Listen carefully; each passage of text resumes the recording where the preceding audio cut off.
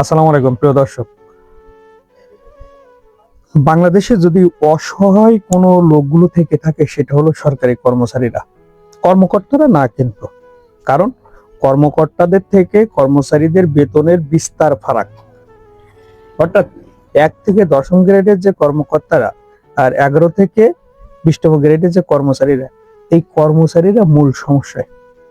বর্তমান বিশ্ব পরিস্থিতিতে বাংলাদেশের কর্মচারীরা তাদের দৈনন্দিন জীবনের খরচ মেটাতে হিমশিম খাচ্ছে।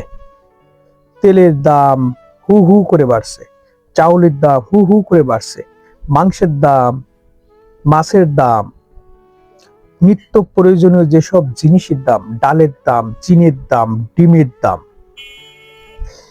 শিক্ষা ক্ষেত্রে ছেলে মেয়ে থাকলে শিক্ষকের দাম, ঔষধের দাম, চিকিৎসা, সবকিছু মিলাই জীবন একটা হাহাকার অবস্থায় চলে গেছে।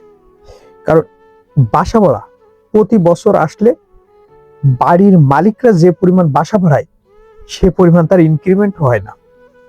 এটা কিন্তু সত্য কথা। যে পরিমাণ বাসা ভাড়া বাড়ায় সেই পরিমাণ ইনক্রিমেন্ট হয় না। এই অবস্থায় একটা অসহায়ত্বে জীবনযাপন করছেন সরকারি কর্মচারীরা।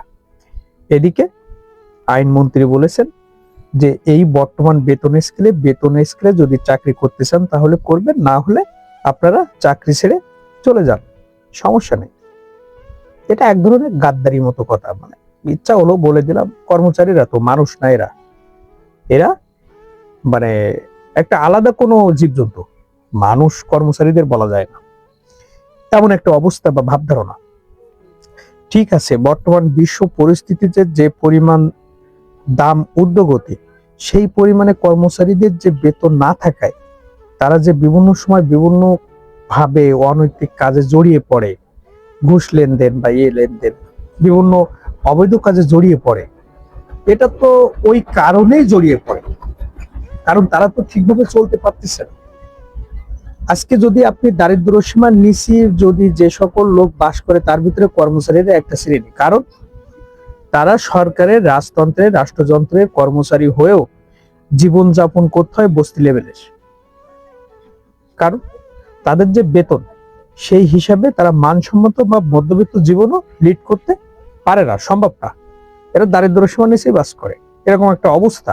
কারণ বাংলাদেশের প্রেক্ষাপটে বা যে কোনো দেশের প্রেক্ষাপটে নিত্য প্রয়োজনীয় জিনিসের যে দ্রব্যমূল্যের ঊর্ধ্বগতি, তার একটা বসবাসের জন্য বা সংসার চালানোর জন্য যে পরিমাণ টাকা বা খরচ দরকার, সেই পরিমাণ খরচ বা টাকা বেতন বাংলাদেশের প্রেক্ষাপটে নাই। এটা কিন্তু তারাও স্বীকার করে।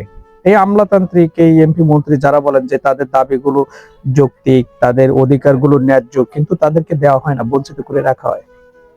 আর এই ধরনের কথা বলে তো লাভ নেই। যদি দাবি যৌক্তিক হয়, অধিকারগুলো যদি ন্যায্য হয়, তাহলে দিয়ে দিতে বাধ্য। আচ্ছা, আপনি আপনার বেতনটাকে মানে বৈষম্যহীন করেন তো।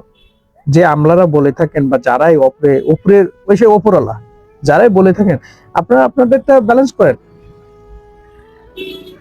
করবেন না তো কখনো। আবার দুর্নীতি যদি দেখেন, আমরা চাই দুদক প্রত্যেকটা অফিসারের বা প্রত্যেকটা সরকারি কর্মচারীর ব্যাংক অ্যাকাউন্ট, আশপাশের অ্যাকাউন্ট, তাদের কোন জায়গা থেকে কোন জায়গা পর্যন্ত চাকরি করছে, অর্থাৎ কত সাল থেকে কত সাল পর্যন্ত, কত জমি জমা, ব্যাংক ব্যালেন্স, স্বর্ণ দানা, বিদেশে কত টাকা, ছেলের নামে কত টাকা, বোন নামে কত টাকা, এগুলো বের করেন বা তথ্য হালনাগাদ করেন। দেখবেন ওই জুনায়েদ আহমেদ পলক, সাবেক তথ্য প্রতিমন্ত্রী ছিলেন যিনি, ওনার বোর মতো হবে যে এগুলো টিউশনি করে আবার ওয়াইফ ইনকাম করেছে। এই অবস্থা, কর্মচারীরা হাহাকার অবস্থা আছে। কর্মচারীদেরকে বাঁচান, আপনাদের কাছে এই প্রত্যাশা থাকবে। নবম পে স্কেল চাই, নবম পে স্কেলের বিকল্প নাই, এটাই কর্মচারীদের স্লোগান। তো ভালো থাকবেন প্রিয় দর্শক, আর ভিডিওটি ভালো লাগলে অবশ্যই সাবস্ক্রাইব করুন। আসসালামু আলাইকুম।